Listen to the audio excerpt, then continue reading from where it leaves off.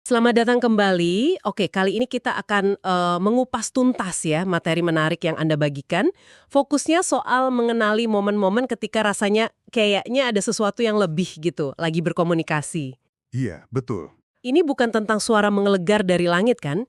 Justru sumber Anda menyoroti hal-hal yang lebih halus. Subtil ya? Iya, subtil. Kayak perasaan, kejadian, mungkin pesan yang datang lagi, datang lagi. Nah, misi kita sekarang mau menelusuri tanda-tanda ini. Dan gimana sih cara kita memahaminya lebih dalam? Yang langsung bikin saya tertarik dari materi Anda, itu gagasan bahwa komunikasi ilahi ini seringkali, yaitu tadi, subtil. Hmm, Misalnya, pernah nggak sih merasa gelisah tapi nggak jelas kenapa? Atau kok kayaknya ada kesempatan tiba-tiba ketutup gitu aja? sering tuh kejadian kayak gitu. Nah, menurut perspektif ini, itu bisa jadi cara halus buat, mengarahkan kita. Coba kita bedah deh, materi Anda kan mengidentifikasi beberapa tanda kunci ya. Yang pertama, perasaan gelisah atau tidak tenang. Iya, Semacam alarm internal gitu ya, meskipun secara logika, semuanya kelihatan baik-baik aja. betul. Kayak ada getaran di hati gitu ya. Ini digambarkan sebagai dorongan untuk lebih waspada. Katanya sih sejalan sama ide di 1 Yohanes soal kesaksian roh di dalam diri. Iya. Dan ini menarik karena ini menempatkan perasaan internal yang kadang kita suka abaikan, perasaan doan, justru jadi sinyal potensial yang penting. Kayak lampu peringatan halus gitu ya. Betul. Nah, gagasan lain yang Anda sebut tadi soal pintu tertutup, ini juga menarik. Oh ya, pintu tertutup. Sumbernya kan menghubungkan ini dengan Mazmur ya, yang intinya Tuhan itu nggak nahan kebaikan. Jadi pintu yang tertutup itu bisa dilihat bukan sebagai penolakan, Tapi, tapi mungkin pengalihan ke jalan yang lebih pas, atau malah perlindungan dari sesuatu yang keliru buat kita. wah itu sudut pandang yang beda ya soal pintu tertutup. Jadi bukan ditolak mentah-mentah gitu. Bisa jadi begitu cara melihatnya. Oke, terus ada konsep divine echo, gema ilahi. Ini maksudnya gimana? Pesan yang muncul berulang-ulang. Iya, betul. Kayak satu tema atau pesan tertentu, kok muncul lagi, Dari mana aja tuh munculnya? bisa dari pikiran kita sendiri, pas lagi ngobrol sama temen, atau pas baca buku. Sumber Anda melihatnya sebagai semacam penekanan. Penekanan ya, kayak pengingat gitu. Iya, pengingat ilahi.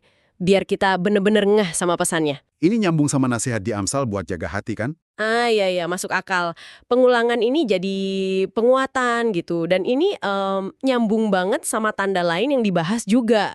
Firman Tuhan yang tiba-tiba terngiang. Oh, ayat Alkitab yang tiba-tiba muncul di kepala gitu.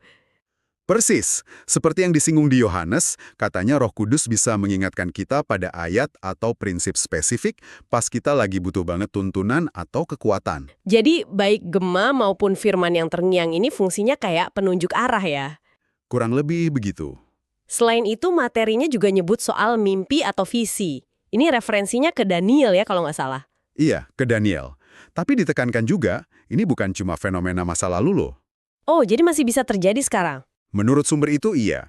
Lalu ada lagi pengalaman damai surgawi saat berdoa. Damai surgawi maksudnya? Rasa tenang yang, dalam banget gitu. Meskipun mungkin jawaban doanya belum kelihatan jelas, kayak yang digambarkan di Filipi itu. Rasa tenang yang dalam. Nah, ini kan jadi pertanyaan penting ya. Gimana kita bedain damai yang ini sama, ya, perasaan lega sementara aja? Iya juga ya. Gimana bedainnya? Materinya ngasih beberapa kriteria nih. Damai ilahi ini katanya terkait sama kestabilan emosi dan pikiran. Jadi teguh, gak gampang goyah sama keadaan. Oke, stabil. Terus, damai ini juga bawa harapan serta arah yang jelas, bukan malah bikin bingung. Referensinya ke Lukas sama Ibrani soal Yesus yang tetap sama. Jadi bukan damai yang pasif aja, tapi ada arahnya gitu ya. Betul. Dan yang paling dasar, paling fundamental, kesesuaian dengan ajaran firman. Ini kuncinya ya. Iya. Pesan yang sejati, menurut sumber ini, nggak akan pernah nabrak prinsip dasar kitab suci. Itu kayak pagarnya gitu. Oke, jadi ini bukan sekedar wah rasanya enak nih, tapi ada proses verifikasinya ya. Nah, gimana cara praktisnya buat konfirmasi? Memastikan ini beneran tuntunan, bukan imajinasi atau kebetulan aja. Nah, materi ini saya nyaranin pendekatan yang berlapis gitu. Ada beberapa langkah. Oke, apa aja tuh? Pertama, uji dengan firman Tuhan. Ini fondasinya. Apakah sejalan sama prinsip Alkitab? Itu dulu. Standarnya firman ya. Oke. Kedua? Kedua, doa memohon hikmat dan damai. Minta langsung kejelasan atau peneguhan dari Tuhan. Jadi komunikasi dua arah ya? Iya. Ketiga, konsultasi dengan orang percaya yang dewasa rohani.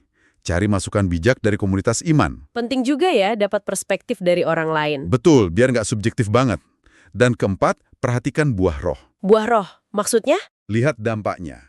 Apakah arah atau pesan ini menghasilkan karakter kayak kasih, sukacita, damai, kesabaran dalam diri kita? Sesuai Galatia itu. Wah, lengkap juga ya kerangka konfirmasinya. Jadi gabungin ajaran, doa pribadi, komunitas, sama dampak ke karakter.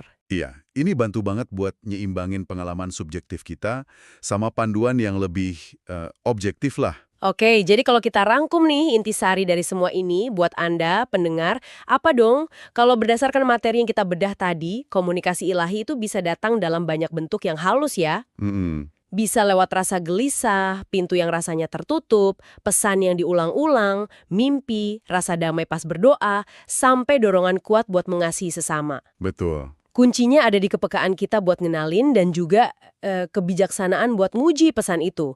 Jadi bukan cuma soal dengar suara aja. Lebih ke merasakan arah dan tuntunan ya. Iya, di hati, pikiran, dan pengalaman hidup kita yang tentunya harus sejalan sama prinsip-prinsip rohani. Nah, sebagai penutup nih, ada satu pemikiran mungkin buat Anda bawa pulang dan renungkan. Kerangka yang disajikan sumber kita ini kan berasal dari satu tradisi spiritual tertentu ya. Pertanyaannya gini, terlepas dari latar belakang keyakinan Anda masing-masing, gimana sih prinsip kepekaan batin dan konfirmasi yang bijaksana ini bisa relevan dalam pencarian makna atau arah hidup Anda? Pertanyaan bagus tuh. Bagaimana kita semua bisa belajar ya kan, membedakan antara intuisi murni atau mungkin keinginan pribadi kita yang kuat sama sesuatu yang terasa seperti tuntunan yang lebih dalam. Wah, iya.